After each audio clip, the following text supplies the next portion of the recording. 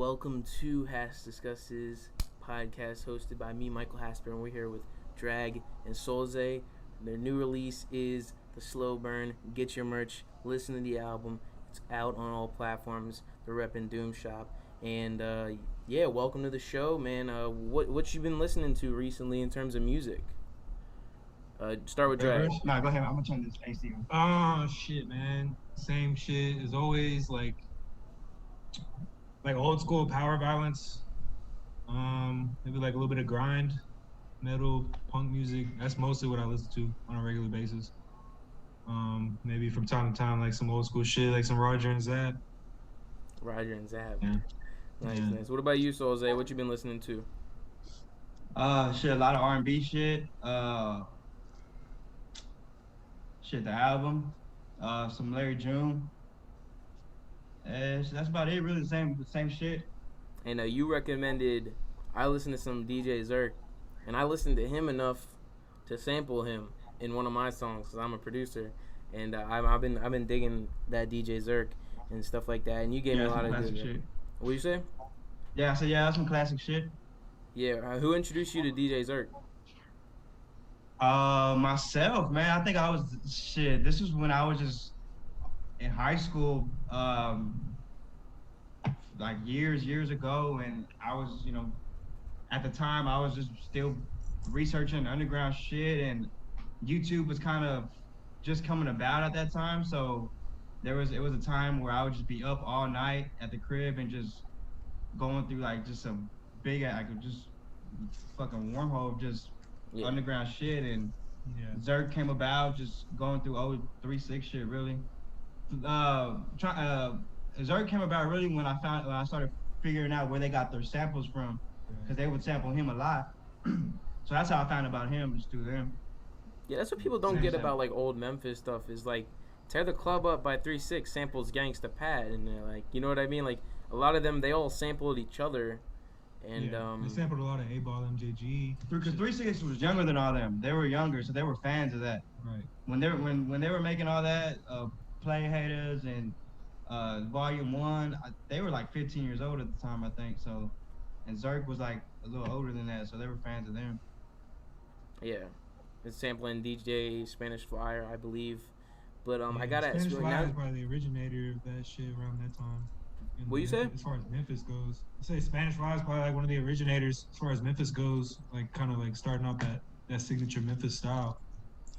And he was like around in like 88, 89 maybe. Yeah, Uzi Tool, that's like prime example, and for sure. And it's really it's not too sampled, but a lot of people sample that. A lot of people sample a lot of the same stuff. But I gotta ask though, Dragg, what did you sample on 30,000 Feet from the old collaboration y'all did like a year ago or something? What was the sample?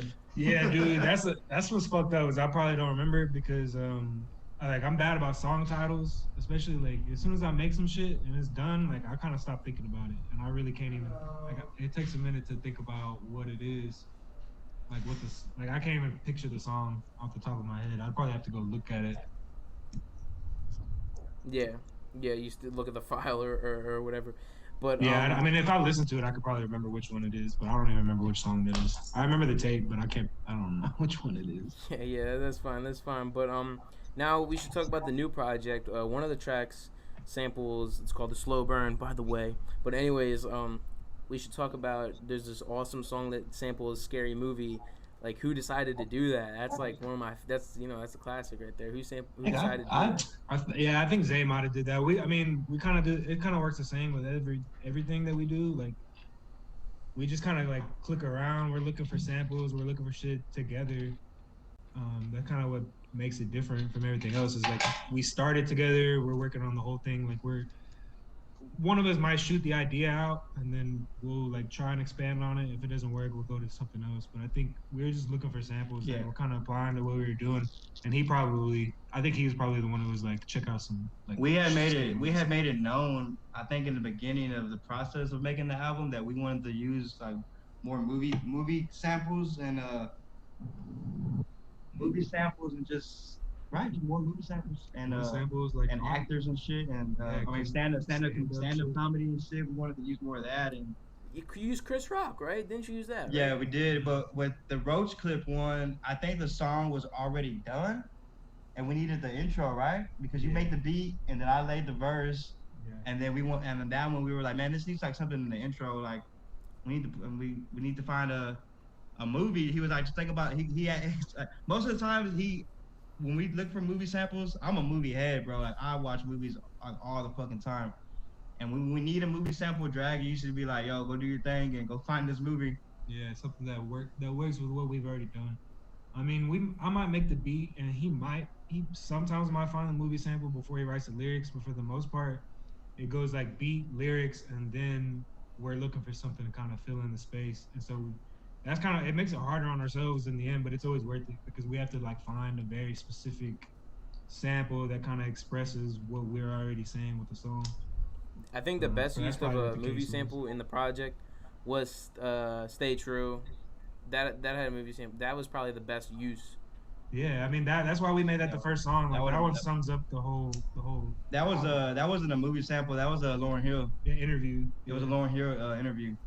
Oh, word. Yeah, I was wondering Yeah. who that was. I thought it was like, I don't know who it was, but yeah, you listen to a lot of Lauryn Hill, I assume. Then Yeah, Miseducation. That's one of the greatest albums ever. I love to see how like newer people have obviously paid homage to her by like sampling her so much. She is one of the most sampled, like, not in terms of her music. I haven't seen someone sample an interview, but like Drake, "Nice for What," that's a Lauryn Hill sample. Kanye, all of that Yeah, for and sure. stuff like. What you say? I agree with you. Yeah, she's pretty like prominent as far as samples go. Yeah. But yeah, I mean I don't think I would ever try and sample a Lauryn Hill song. That's just kind of one of those things. Didn't like, you sample the Spice Girls though? One time. All right, so I don't know if you no.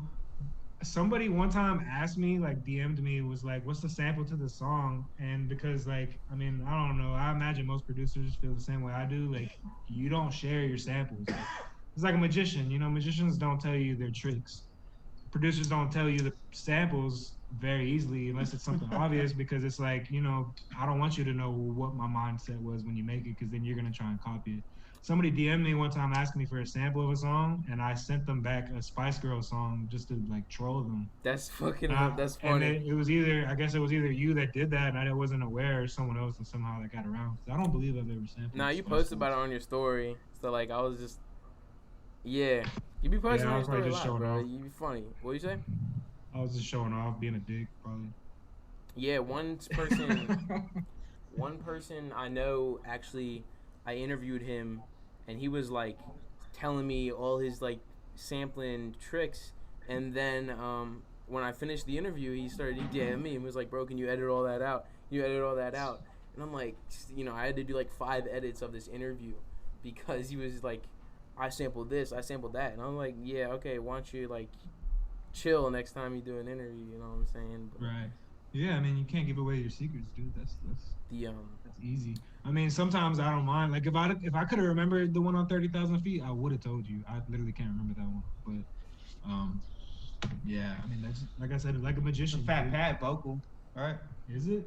I don't remember. I'm the thinking song. about it. I'm thinking I'm about about it to in my play it in head. my ear. It's a fat. I think it's Fat Pat, but Fat I Pat. don't remember what Oh, song. that's the On Cloud 9. Yeah, that's Fat Pat. It's on a screw tape. Yeah. Yeah. Yeah, I mean, normally when I'm sampling some screw shit like Fat Pat or Kiki, I try not to like find Known a song. popular freestyle or an actual song. I try and look for some of the more like obscure freestyles that they do, and just Yeah, I've been like, trying to the get into bars. like more like screw, like Slim Gorilla. I interviewed him twice. And thank you, Soulzay, for introducing me to Slim Gorilla after looking at that song, What Happened to G Shit. That was fucking insane. But he has been trying to get me into that, and I gotta get down. I gotta go down that rabbit hole and stuff like. Soulzay, I gotta ask, how was your first track released with Baker?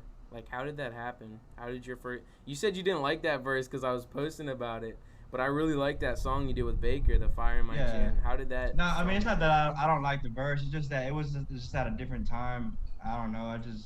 I really don't like. I don't know. It's just old. It's old to me. I've heard that. I've heard it so many. I don't know. It's old to me. But the way it came about,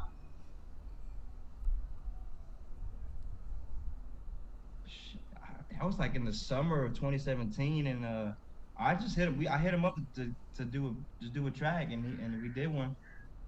That was pretty much it. I had just started working with like APOC around that time, and this is kind of when I first kind of discovered Doom Shop on my own. It was probably been a few months, and then I just hit a Baker to do a track because I was looking for beats, and it just went on from there. I read in another interview about like why your name's Soulzay. Do you want to go into that in this interview? Because I forget why your name's Soulzay. Yeah, this was when I was still writing raps as a hobby, and I was trying to come up with just to talk about myself and not say I all the time. I was trying to get away from using I, and I just wanted to say my name, and I didn't have one then, so I pretty much came up with it on the spot.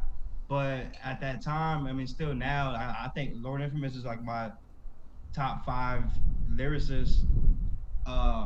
And at that time, he was my number 1, and I was just a big Lord Infamous fan. And his alliance was Kaiser Soze, but he got that from a movie, The Usual Suspects. And, snap! Yeah, so snap. it's kind of from the name kind of comes from a movie, and also comes from Lord Infamous. Rest in peace. So I just took the Soze part and I switched up the spelling and spelled it how I wanted to spell it. You're talking about the Kaiser Soze thing. Yeah, because Kaiser Soze is spelled Soze, and I'm into a bunch of soulful shit, and dude, that was the first thing that came to mind was changing the soul into soul, SOUL, and I said it out loud, and when I said it out loud, it sounded cool, and I just rolled with it. You do But reference it's kind of like a yourself, 2 parts to it. It comes from a movie and my favorite rapper. You know what I'm saying? So, like, instead of saying I, you say Zay a lot. You know what I mean? And it works. You know, it really works with the way you write your lyrics and stuff like that. But now let's go back to let's relate your album to movies now, because you seem like you're a big movie head, as you're saying. What movies are a slow burn? I'm gonna ask you that question. Fresh is one, and that's a movie we sampled on the album. I feel like you really got to pay attention to what they're talking about, because if you're not focused on, you miss the message. You kind of just like stray away from paying attention. But Fresh is definitely one. Yeah. Drag, you got one? What do you mean? Are you asking me like the ones that are in the album, or like what kind of inspired the album? No, what movies are a slow burn? Like meaning they're long. They're movies that like that are very slow, but the end is like really good. That's a good question. Fresh was good. Fresh, yeah, Fresh. I don't remember it. I don't know if it's like specifically long, but it's definitely like one of those movies where like you got to keep watching for it to really get the full effect. Man, what's a long movie that's worth the whole thing? Casino. There's like so many, and I feel bad for saying this one because it's like a newer movie, but The fucking Irishman, that's a badass long ass movie. Yeah. And now, we were talking earlier about Casino. That's 3 hours. I don't know if you knew that. Oh yeah, that's true. A really good. Yeah, mobster movies for sure. There's a lot of those. A lot of mobster movies are slow burns, or like gangster movies in general. Scorsese films as well. Because Wolf of Wall Street as well, 3 hours. Is it 3 hours for real? Wolf of Wall Street? Damn. But the pacing's really good because like everything's going 60 miles an hour. You know what I mean? Yeah. I've seen that whole so many times. I did not know it was 3 hours. That's crazy. Okay. Yeah, and he also did Gangs in New York, The Goodfellas, Casino, Irishman. I almost said Goodfellas. Yeah, but since you sampled Chris Rock in the album, and you know a lot about stand-up comedy, Soulzay, what other stand-up comics do you enjoy? Oh man, I love that question. I love Mike Epps, Bernie Mac, Martin Lawrence. You had a line about Bernie Mac. Yeah, Bernie Mac, Martin Lawrence, Dion Cole, Carlos Miller. I know I'm missing a ton of people. Cedric the Entertainer. I'm going blank. Said Chris Tucker. I said Mike Epps. I'm from that era, so That era of comedy. Yeah. Drag, what about you? Every Mexican stand-up comedian ever, and John Leguizamo, even though he's not Mexican. And shit, the kings of comedy. You know what I'm saying? Bernie Mac, Cedric, Steve and DL. Yeah. Steve Harvey and DL. Red Fox. Just man, all the OGs, probably the old school ones. But Eddie Murphy, Ron Delirious. I was supposed to say Eddie Murphy. Y'all see Eddie Dolomite, Murphy. the Netflix movie Dolomite with Eddie Murphy on it? Dave Chappelle. I haven't seen that actually. Dave Chappelle, yeah. Oh yeah. All Cat the- Williams. and old shit. Yeah, Cat, the old Cat. Motherfucking Bruce. Not Bruce. What's the fat dude's name? Lavelle Crawford. Oh, Lavelle Crawford, Crawford yeah. is fucking hilarious, I bro. thought you Go were look about to up say some Gabriel Lavelle. Iglesias. Lavelle Crawford, he is fucking hilarious. Face, you don't love this stand-up, dude. Face on Love.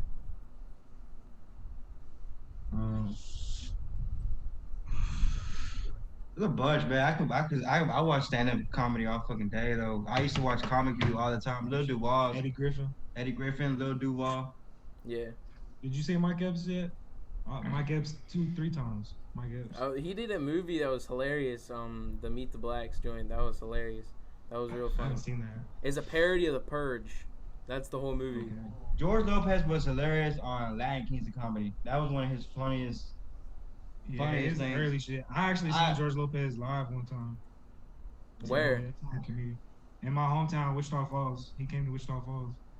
But yeah, I'd shout out some stand-up comedians: Tim Dillon, Andrew Schultz, George Carlin, Chappelle. Carlin. Damn, yeah, I should have said George Carlin. What's that chick's name that be acting with Cat Williams? She's bald. Lavelle. Oh man, I know you're talking about. I don't remember. Monique had her run. She was funny. You know what I'm talking about? The girl that's always with Cat Williams. She toured with him. She's and shit. nasty. Yeah, she's funny as fuck. E. Ray Davis is funny. But yeah, I fuck with a lot of comedians, man. That's if I weren't rapping, bro, I swear to God, I'd be fucking trying to be a comedian for like on the side somewhere. Comedy it's funny. Do you have the story? Comedy is funny, man. Comedy is a good time. I gotta ask you though, do you think you have the stories for that? Because you gotta have stories for it. Like, I'm genuinely asking you. You think you got the stories to be a stand-up comedian? I have a few, man. I have a few, man. I got some funny ass family members and some funny just people I've met in my lifetime that I could just talk about. Drag, we were kind of talking off camera that you do some other music in other genres. You don't have to tell me the names that you do them in, but what other genres of music do you do? Drag. I guess it's like experimental shit or like electronic dance music. Yeah, really. Yeah, whatever anything that I can pull off just by myself with my laptop and shit. Yeah. If I can pull it off, I'll try and do it. What software do you use? Reason Studios. Reason? Yeah. That's foreign. Oh, I mean, I've heard of it, but I'm a normie. I use FL, but yeah, everyone uses FL. It's damn near the standard nowadays. I mean, I guess it is. As far as rap music, it's definitely the industry standard. But yeah, I never liked FL. I learned it. Well, I say I learned it. I had FL3 on a CD back in like 2011 or 12 or some shit. It was on CD. You used to buy it on CD? Man, yeah, bro. I started making beats in like 2011, and back then it was like Ninth Wonder was like the guy that was giving you advice on how to make beats and shit.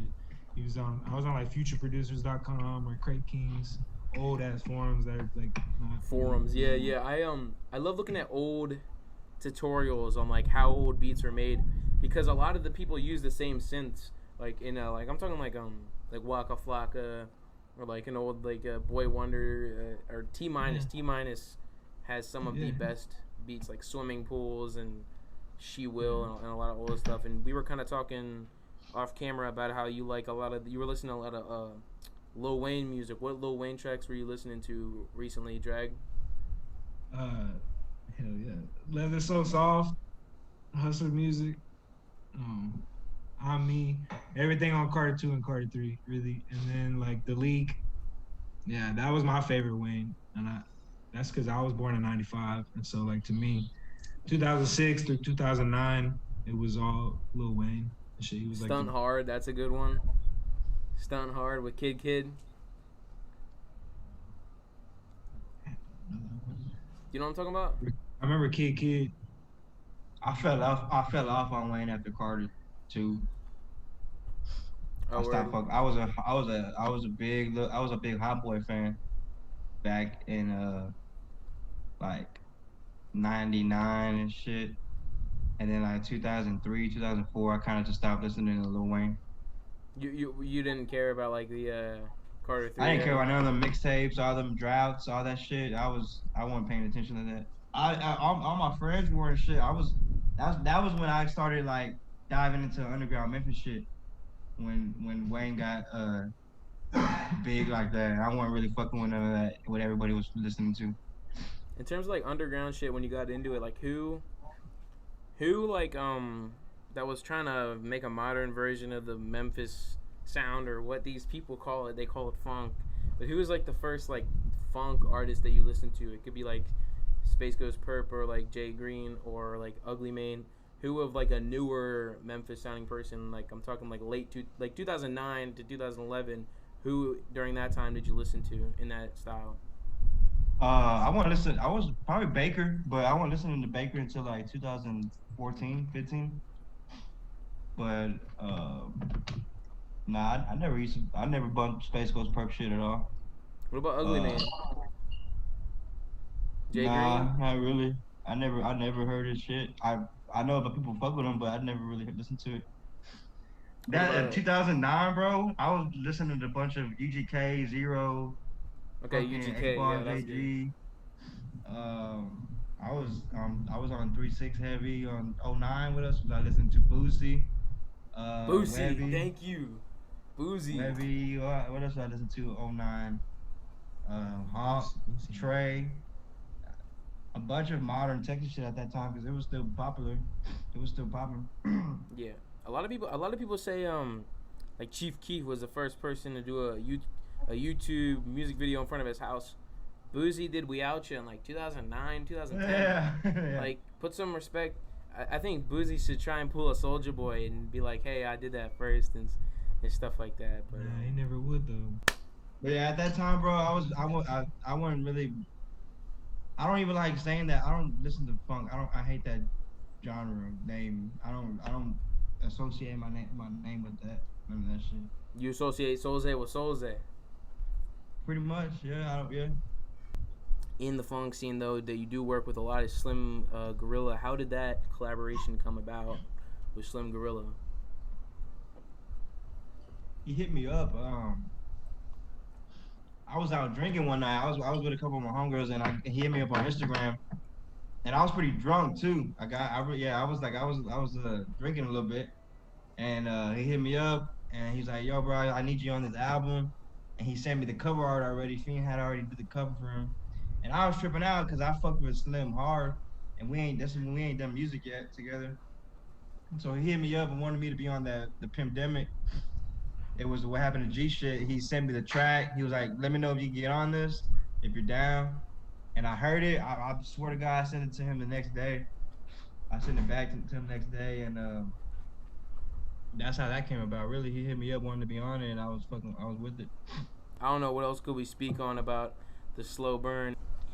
Shit, now we're gonna work on another one. Really, that one we did what we did on that. It was cool. It was tight. I still listen to it. I think that shit's still bumping to me. But you think we'll get another project by the end of the year? Yeah, we'll definitely be starting on one. I don't know about finishing it, but I think we can. I think we'll probably maybe do like a 4-track before we do another album. Yeah. Just to get it off. But, albums, man, they're like they're cool. cool, but they just take so much like more work than just doing a bunch of singles or a bunch of smaller tapes, which is what we kind of got started doing as far as us together. So it'd probably be good to just get at least one of those off. But I don't know. Right now, I'm trying to like work as much as possible. I know Zay's got a couple albums already that he's kind of started or are already working on. So Me and Slim gonna do an album, and then the Doom Shop album. Oh snap! Oh snap! That's that. Oh man, Yeah. that's gonna be fucking. Low key, we probably gonna drop this single to it like any day, like probably. So you've been working a lot with him now. Like it's been real. When he came to Dallas, when he did that show, he stayed for a weekend and with a couple other his homies, and for the album. For our album, we knocked out 3 tracks, and then we did like another extra 2 on some freestyle shit, rapping on old school beats and shit. But Unfortunately, my computer died while filming the interview, but here is a track from their project, The Slow Burn. I'm going to play this for you so you can enjoy it, and then, maybe go listen to the next project, or just maybe just check out their music in general. But thanks for watching this awesome interview. It was fun to do. Technical difficulties be happening, but here's this song. Big game by James Worthy, always busting the play. Unstoppable like dirt. When he hits a fade away, the play away is high. Kick it, laying low in the crib. Always listen when OG's got some game to give. Learn something every day, don't think that you know it all. Life gon' hit you real quick, we all destined to fall. The key is how you get back up, maintain and keep it G. Underground, high spitting, motherfuck the industry. Put in work like I'm broke, going in for the kill. Dollar bills I got to have, hustle till I get a meal. Then do it all again, man, this shit give me a thrill. I'm still on my grind, low key like Lauryn Hill. For real, I ain't gon' stop, man, I come too far. No books full of bars, they a living Dallas star. No guards, I'm rolled up, white ashes when I smoke. Nothing but that real shit when y'all hear what I wrote. Head has to remain strong, healthy, and sure of itself. Or else before you know it, you get flipped around by the dollar. And, compromise is a bitch. Because once you get stuck, very, very difficult to untangle yourself from that type of situation. The reason why hip-hop had such a strong voice was because, it was a defiant message for a while. It was basically the voice of the voiceless. Once you become sort of, the voice of the corporate, you become a different creature. So never will I fall victim to the evils laid in front of me. Bring it to you like this so many ways. Like I'm Warren G, it's showtime. Run the game like Magic in 88. Play to be great. My mind state won't let me take a break. First thing that I think of when I wake up is get paid today. Cause every month the bills are due. I got to get my pay and fuck what anyone say. I'ma always do it my way. Cruising down 35, blowing big on the highway. The flyway be how I presented to 'em. Drag lace me up a fire, then we give it to 'em. Slanging underground sounds, man, this shit too easy. Rocking Air Max 97s, I don't fuck with no Yeezys. Trendsetter with the flow, on the go, how I roll. Wonder why they ain't got shit, cause they feet be moving slow. Elevate with my craft, off the work I put in. Fuck your corporate office, I would never step my foot in.